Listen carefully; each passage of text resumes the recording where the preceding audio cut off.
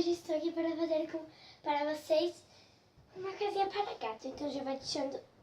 Jura, assim tá tudo certo. Então já vai deixando seu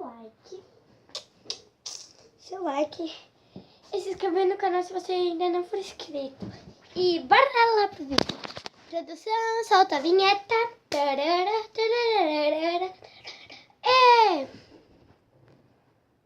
Gente, eu acho que eu já exagerei na caixa. Porque peguei uma caixa desse tamanho. Tá, tudo bem.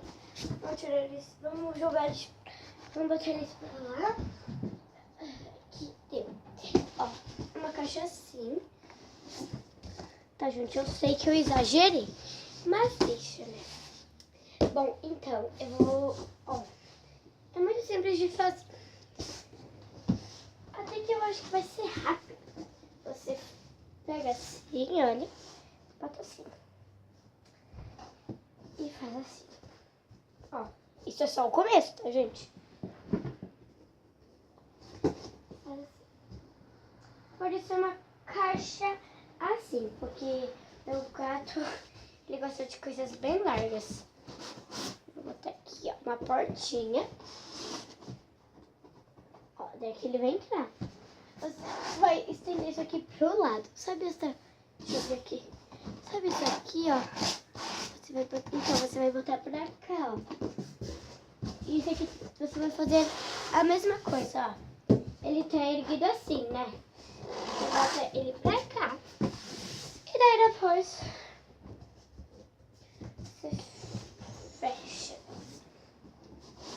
Primeiro eu vou botar um paninho, tá? Já volto com vocês.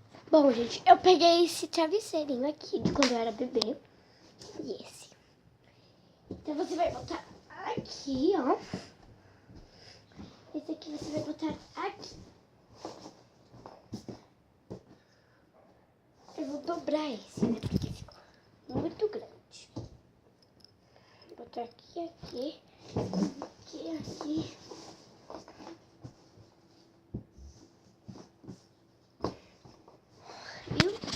E ó, vou botar de perto pra ver como é que ficou. Ficou assim. Acho que o fofo vai amar. Agora vamos fechar as portas. Deixa eu botar a câmera aqui, tá? Aqui, ó. Tá, gente, então, ó. Gente, o fofinho já deitou. Eu tava lá na sala arrumando a mesa, ele veio aqui e deitou, gente.